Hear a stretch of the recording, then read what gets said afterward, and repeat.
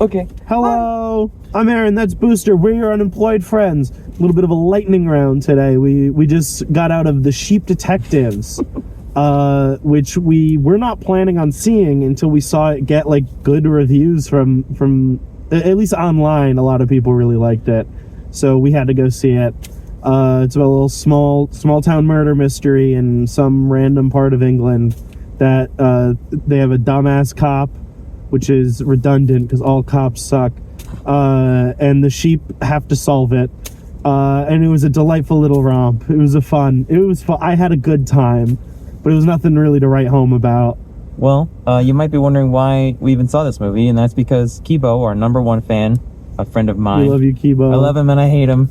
In November, during the Wicked rollout, he saw the sheep. What we saw? I swear we were in person when he said it. Maybe it was something else. Maybe it was one battle after another. I don't know. We were seeing something with Kibo. He lives in California. Yeah, Kibo wasn't there for one battle. He pointed out, I don't know, but I know it was North Park AMC. I'm doxing us. And I know he pointed out, said, I want to see the Sheep Detectives. And I'm like, what the fuck is the Sheep Detectives? This was in like either September, October, or November. Like, this is a long ass time ago. He was here after Christmas for New Year's. No, it was before that though. Anyway, don't worry about it. Okay. He mentioned he wants to see the Sheep Detectives, and I'm like, what the hell? It looks like slop. The poster looks like slop. It's filled with a bunch of B-list celebrities because they're cheap to pay to voice act.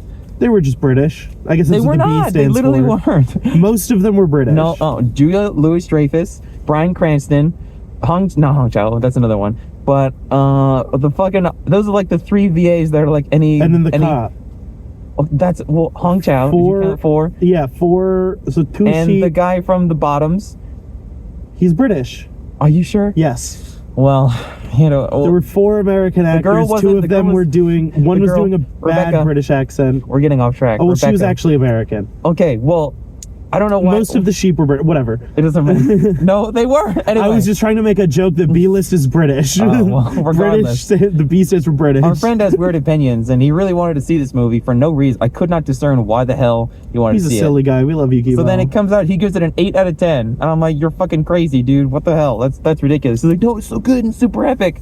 So we saw it. And that just, like, seeing that just as the only person I followed on Letterboxds, like, 2-3 weeks ago when this came out, seeing an 8 out of 10, I was like, even if I think he's wrong, I have to go see this. No, well, I was going to say it just to prove him wrong, but yeah.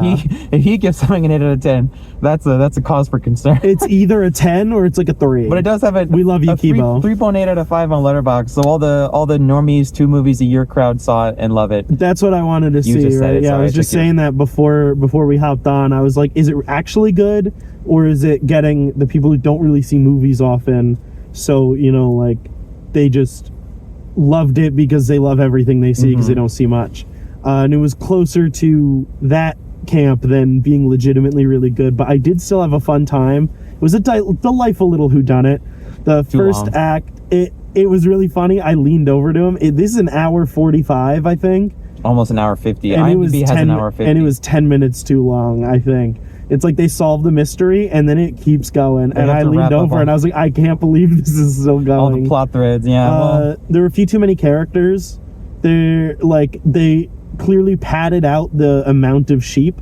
Like, Patrick Stewart didn't need to be in this. That character was completely irrelevant. Regina Hall, another non-British person. She voiced Cloud. Oh, okay.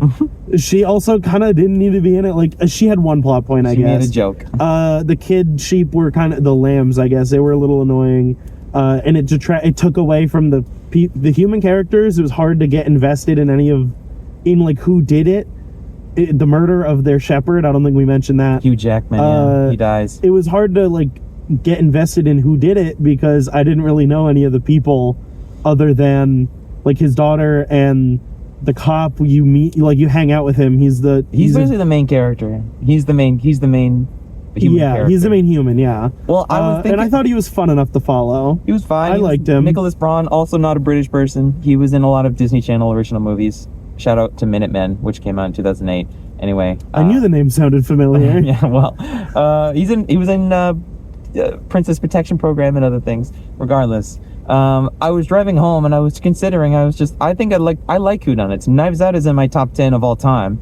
Knives Out is incredible. Knives Out 2 is Knives Out 3 is more So I love whodunits, but they're all, this felt like a hodgepodge of a lot of Knives Out scenes. They read the will, which was exactly like Knives Out 1. There was a lot of church scenes. There was a Reginald that was just like Knives Out 3. And I know you're gonna say it's just like whodunit, but Knives Out tropes, is the whodunit. It's the one that brought it back into the cultural zeitgeist. So it's always going to call back to it, and not to say it was identical, but as soon as they all sat down, they're all wearing their different colors to like define them, and then at the end there's this giant unloading scene, just like Clue from 1985, and just like Knives Out 2 and 3. Like it's very just by the books. I get it. It wasn't slop that I felt like it would be based on the poster, but it was just kind of mid. Like, I mean, I get it. I'm not a kid, but also I'm not a kid, so I took all of that as a little tongue in cheek, because it's like, because the sheep are being read mystery stories, they know the tropes, so throughout the movie they're calling attention to the tropes and using that. Yeah, but that goes away by the end, because when they're doing the big reveal, they're not like, oh, now's when we do the big reveal. It was just like they was just doing it. And it's like, and when you call attention to it, it still doesn't make it make it more interesting to me. So no, but I at least, like, I think they knew that that's what they were doing. I know, it's for kids. I get it. It's for kids. It's for family. This is actually one that I leave and I'm like, this was a family movie. There was only like one jingling keys scene. Yeah, I know. That I'm like, I like genuinely think parents would enjoy. I think that's also why it's probably getting some buzz online. Some parents brought their kids and were like, oh, that was actually like a delightful time, instead of just like jingling keys like Minions or. It was directed by one of the co-directors of both Minions movies and really Despicable funny. Me 3. Really random. Yeah. But it was boring. I was bored, but I wasn't unhappy. It's closer to a 4 than a 6. I want to give it a 5 because 4 sounds. I didn't dislike it enough to give it a 4. It was too long. It was kind of boring, but I wasn't completely checked out. I like whodunits. It was kind of just something I would never watch again. But I was telling my friends, if I had a kid in current year and I was a 30-year-old normie straight person, I would say that I'd prefer to take my kids to watch that movie than Minions. So. I'd be pleasantly surprised after the track record of kids movies as of late. Yeah, that's about what I'd say. It's like if you're a normie with kids watching our channel, I don't think you are, but if you are, maybe you'd like it. And if you watch maybe 5 movies a year, you'd probably think it's an 8 out of 10, because it's not an 8 out of 10. Yeah, no. I was between like a 6 or a 7.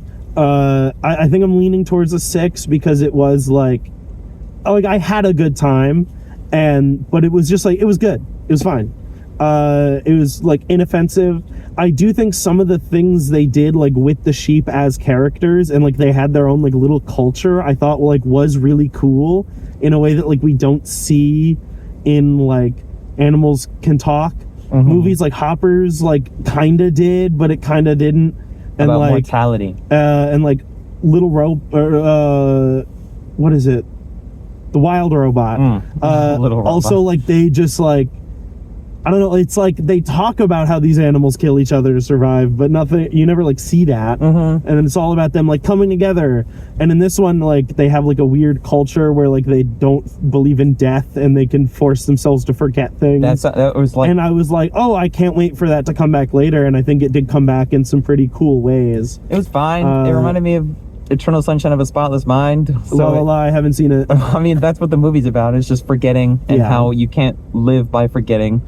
So I mean, it's like Click. So it's like Click, what a crazy shout out. It was just a kid's version of Eternal Sunshine, which you should watch anyway. I do need to. And it has the whiny. It gets very sappy and just whiny and sad in the 3rd act. Spoilers: they have to kill Bryan Cranston. Yeah, that was a little dies. like. It just goes on, and then she sees like the ghost of her shepherd, and she talks and talks. It's like, I liked that scene. It was just like normies and moms would cry. I'm like, God, can we just get a move on? Yeah, I had heard that people were crying during this movie, and then when the things happened in the 3rd act, that I was like, oh, that's why you cried. I see how you got there, because you don't watch many movies, but like I never felt too attached to the characters because there were just too many sheep, and specifically Bryan Cranston doesn't talk until after Hugh Jackman dies, which is like 20 minutes in. Yeah, and when your movie's 100 minutes long, and then he dies at probably like the 65-minute mark. Yeah, is like, it was just like, I get it. If they walked into a place and I went, someone's dying. I wish they could have said, that's how we win, not by fighting what we hate, saving what we love. Shout out Referencing to Peak, The Last Jedi. the best Star Wars sequel. Yeah, it was too long, boring, not my thing. Kibo, you're crazy. Well, okay, Yeah. in terms of rating, I get that it's like, oh, it's relative. Like, this is a 4 out of 5 for a kids movie, but it's for a regular movie, it's lower. I was like, then rate it lower. Fuck it. I don't care. You can still think that like movies for kids are good and still give them a 5 out of 10. Like, this was boring. I was bored. I'm not a kid and I'm not a 40-year-old mom. And I don't cry at shit. Like, there was a review about Remarkably Bright Creatures, which is a new movie with Sally Field and an octopus. And the octopus dies. And then people were like, oh, I cried for Rocky from Project Hail Mary. I cried for the octopus from Rocky is understandable. No, I see how people got there. Fuck that movie. That movie was good. And I cried You're a for hater. Bryan Cranston's Sheep. It's like, people crying like, how are you just crying all the damn time? Do you watch like 2 movies a year? They're more in touch with their emotions than I. I wish I could cry that much. I just need stories that are anyway. Yeah. Sheep and Detectives. I don't recommend it if you're us, but if you have a family, maybe check it out. It was all right. I would actually recommend against seeing it. If you're our age, skip it. I was kind of about to say you can get away with just waiting for streaming or find a rip online. If you watch 10 movies a year, don't make this one of them. That's what I'd say. There are better movies to watch and there are worse movies. If you're like us and you watch like 100 movies a year, you can watch it. If you're like a normie and watches 10 movies a year, please don't make it one of the 10. Watch Nirvana the Band, the show. Oh God, watch Nirvana the Band, the show, the movie. Everyone needs to watch that movie. Okay, like and subscribe. Like, comment, subscribe. We're seeing I Love Boosters tomorrow. That's me. You have to see it if you love me. Never mind, we're not seeing that tomorrow. Goodbye forever.